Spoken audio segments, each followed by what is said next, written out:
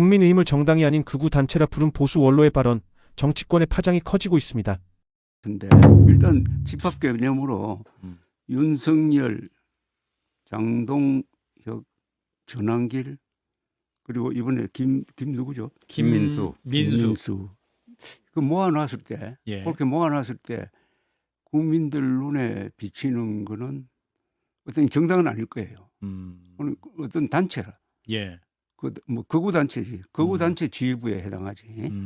조폭이란 말을 제가 안 쓰겠습니다만. 예. 극우 플러스 이제 컬트 그룹인데 예. 저는 컬트란 말을 항상 강조하고 싶어요. 옛날부터 컬트란 말을 썼는데 예. 부정선거 음모론에 빠지면은 무슨 부끄러움도 없어지고 예. 괜히 남을 미워해요. 아. 자기하고 같은 생각 아니면 막 미워한다고. 음. 그러니까 분열시켜버리고 예. 끝까지 가는 거예요. 그러니까 이 부정선거 음모론자들이 제일 미워하는 사람이 선동에 속지 않는 사람입니다. 그리고 용감한 사람을 제일 미워해요. 예. 노예는 주인을 미워하지 않거든요. 노예는 자기보다 용감한 사람을 미워한다고. 그 그룹에 해당된다고 봅니다. 보수 원로 조갑지의 경고 국민의힘 분당론. 하지만 장동혁 의원은 현실성이 없다고 잘라 말했습니다.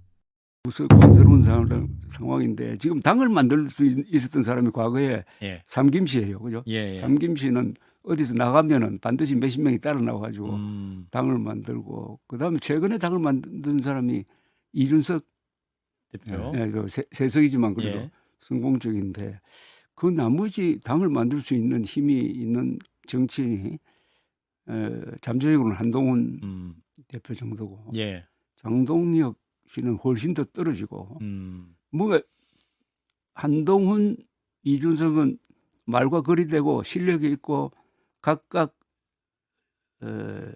실적이 있어요. 예. 한동훈 전 대표는 계엄을 막은 거예요. 그다음에 이준석 전 대표는 윤석열과 맞짱 뜨었다고 그럴까요? 예. 뭐 그다음에 또 대선에 상당히 전략적으로 그다음에 개혁신당을 성공시키. 예. 두 사람이 앞으로 나는 어차피 협력 또는 경쟁을 할 수밖에 없다고 생각하는데 예.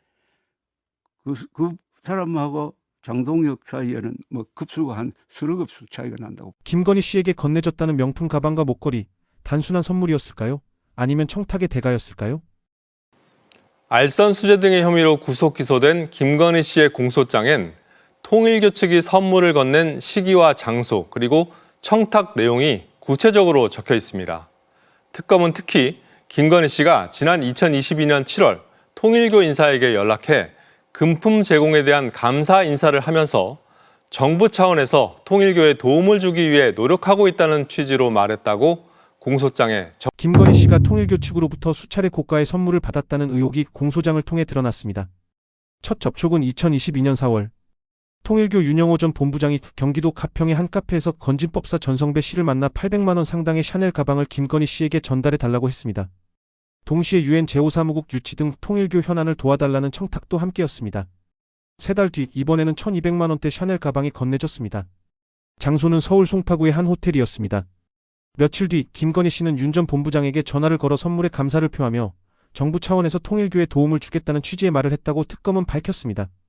그리고 7월 통일교는 6,220만 원 상당의 그라프 목걸이를 준비했습니다. 이번에는 교육부 장관이 국제행사에 참석하도록 해달라는 추가 청탁이 뒤따랐습니다. 하지만 이 고가의 선물들은 현재 사라진 상태입니다. 전성배 씨는 8천만 원이 넘는 선물을 잃어버렸다고 주장했고 김건희 씨는 받지 않았으며 형식적으로 감사 인사만 했다고 진술했습니다. 특검은 최근 전성배 씨의 딸과 처제의 집까지 압수수색하며 사라진 선물의 행방을 추적하고 있습니다. 사라진 8천만 원의 선물, 단순한 분실일까요? 아니면 권력형 로비의 흔적일까요? 그 뒷이야기가 궁금하다면 지금 화면을 2번 클릭해주세요. 이재명 대통령 피습 사건 단독 범행으로 서둘러 종결됐지만 뒤늦게 드러난 정황은 달랐습니다.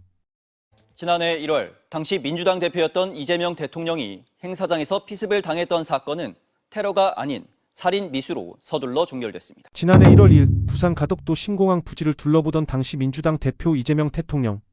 그는 한 시민이 휘두른 흉기에 크게 다쳐 긴급 수술을 받았습니다. 체포된 66세 김진성 씨는 이 대표를 살해하려 했다고 진술했습니다. 하지만 사건 직후 경찰의 대응은 의문투성이었습니다. 현장을 곧바로 물청소하고 이 대표가 입었던 와이셔츠까지 폐기물 업체에 버린 겁니다. 또 공범 가능성이 꾸준히 제기됐지만 경찰은 불과 8일 만에 단독 범행으로 결론 내렸습니다. 결국 사건은 테러가 아닌 단순 살인 미수로 종결됐습니다. 그런데 정권 교체 이후 국정원은 새로운 사실을 확인했습니다. 테러 지정 여부를 논의하기 위해 경찰에 공조를 요청했지만 거절당했고 내부에선 테러로 지정하지 말자는 보고서까지 작성된 정황이 드러난 겁니다. 당시 보고서를 작성한 인물은 친윤계 검사 출신 김상민 전 특보. 그는 김건희 씨 측근으로 거론되며 현재 별도의 특검 수사를 받고 있습니다. 대통령실 역시 내부 보고가 누락됐다는 사실을 확인했고 국회 정보위는 국정원의 특별감사 최종 보고를 통해 사건의 실체를 파악할 예정입니다. 살인 미수로 덮였던 사건 사실은 정치적 판단에 따른 은폐였던 걸까요? 그 뒷이야기가 궁금하다면 지금 화면을 2번 클릭해주세요. 군인들에게 책임을 떠넘기던 전직 대통령, 이번엔 모든 책임이 자신에게 있다고 말했습니다. 왜일까요? 윤석열 전 대통령이 자신의 비상계엄 선포로 수사와 재판을 받게 된 군인들을 언급하면서 군에 대한 탄압을 멈추길 바란다고 옥중 메시지를 냈습니다. 그동안 부하였던 군인들에게 내란의 책임을 떠넘겨왔던 윤 전 대통령이 갑자기 태도를 바꾼 겁니다. 윤석열 전 대통령이 옥중에서 메시지를 내놨습니다. 군에 대한 탄압을 멈추고 기소된 군인들에 대한 공소를 취소하라. 모든 책임은 나에게 물어라. 3줄짜리 짧은 메시지였습니다. 하지만 그의 말은 과거 행적과는 크게 달랐습니다. 윤 전 대통령은 과거 특전사령관에게 문을 부수고라도 들어가라고 지시한 사실이 증언으로 드러났습니다. 그럼에도 이후에는 오히려 부하들을 비난하며 내란 프레임의 책임을 떠넘겼습니다. 재판 과정에서도 출동한 군인들을 겨냥했습니다. 수방사 일경피 단장이 국회의원을 끌어내라는 명령을 틀었다고 증언하자 윤 전 대통령 측은 기억이 희미하다며 신빙성을 흔들려 했습니다. 무엇보다도 정작 자신은 내란 특검 조사에 협조하지 않고 재판에도 7차례나 불출석했습니다. 그런 그가 돌연 군과 기독교 세력을 향해 우호적인 메시지를 내놓은 것은 결국 정치적 계산이라는 분석이 나오고 있습니다. 군의 책임을 전가하던 대통령, 이제 와서 모든 책임을 자신이 지겠다고 나선 이유는 무엇일까요? 그 뒷이야기가 궁금하다면 지금 화면을 2번 클릭해주세요. 특검 소환을 앞두고 갑자기 등장한 1인 시위대, 그런데 그 배후엔 누가 있을까요? 통일교가 오늘부터 신도들을 동원해 김건희 특검 사무실 앞에서 1인 시위를 시작했습니다.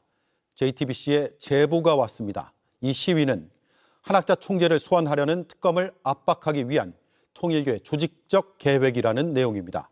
그리고 신도들을 동원해 힘을 과시해야 한다는 자문을 해준 사람, 다름 아닌 검찰 출신 정관. 오늘 오전 서울 광화문 김건희 특검 사무실 앞 통일교 신도들이 차례로 1인 시위를 이어갔습니다. 겉으로는 자발적인 행동이라고 주장했지만 내부 제보자의 말은 달랐습니다. 제보자는 이번 시위가 한학자 통일교 총재 소환 일정에 맞춰 특검을 압박하기 위한 조직적 대응이라고 밝혔습니다. 오늘은 시작일 뿐 앞으로 점차 인원을 늘려 대규모 시위로 확대한다는 계획이라는 겁니다. 실제로 통일교 측은 이달 중순까지 매일 최대 5,000명 규모의 집회를 열겠다고 경찰에 신고한 것으로 확인됐습니다. 더 놀라운 건 이 모든 전략의 뒤에는 검찰 출신 정관 변호사가 있었다는 사실입니다. 신도들을 동원해 힘을 과시해야 한다는 자문까지 했다는 겁니다. 한학자 총재는 현재 특검의 소환 통보를 받은 상태지만 입원 치료를 이유로 출석 여부를 밝히지 않고 있습니다. 통일교 측은 치료 목적이라고 해명했지만 특검 사무실 앞 집회와 관련해선 말을 아꼈습니다. 자발적 시위일까요? 아니면 조직적 압박일까요? 그 뒷이야기가 궁금하다면 지금 화면을 2번 클릭해주세요. 특검 대통령 배우자가 국정과 정당 대회에 개입했다. 특검이 밝힌 충격적 정황입니다. 특검은 김건희 씨가 국정 운영에 영향을 끼칠 수 있었다고 판단하고 있습니다. 그래서 고가의 선물을 받으며 통일교를 정부 차원에서 돕겠다고 약속했고 통일교를 동원해 국민의힘 전당대회에도 김건희 국정농단 특검은 공소장에서 김건희 씨가 국정 운영에 실질적으로 영향력을 행사했다고 적시했습니다. 2022년 3월 30일 대선 직후 김건희 씨는 통일교 세계본부장 윤영호 씨에게 직접 전화를 걸었습니다. 대선을 도와줘서 고맙다. 필요한 게 있으면 전성배 씨를 통해 말해달라. 이 같은 발언은 곧 통일교 내부에 전달됐고 은혜를 갚겠다. 통일교는 내가 책임진다는 메시지로 이어졌습니다. 그해 7월 샤넬 가방이 전달된 직후에도 김건희 씨는 다시 윤 전 본부장에게 전화를 걸어 정부 차원에서 도움을 주겠다는 취지로 말했다고 합니다. 통일교 측은 대통령 부부와 직접 연결되는 창구를 확인했고 이후 선물 공세는 계속됐습니다. 특검은 김건희 씨를 이렇게 규정했습니다. 대통령의 배우자로서 간접적으로 국정 운영에 개입한 인물. 즉 공식 권한은 없지만 정치 현안에 부적절하게 개입했다는 겁니다. 그 정황은 국민의힘 전당대회에서도 드러났습니다. 2022년 11월 김건희 씨가 건진법사를 통해 권성동 의원을 당대표로 밀어달라고 요청했다는 겁니다. 통일교 인사들은 실제 동원 인원과 투표권 기준을 논의하기도 했습니다. 대통령 배우자가 국정과 정당 대회까지 영향력을 행사했다는 의혹, 단순한 소문일까요? 아니면 특검이 밝힌 권력형 스캔들의 실체일까요? 그 뒷이야기가 궁금하다면 지금 화면을 2번 클릭해 주세요.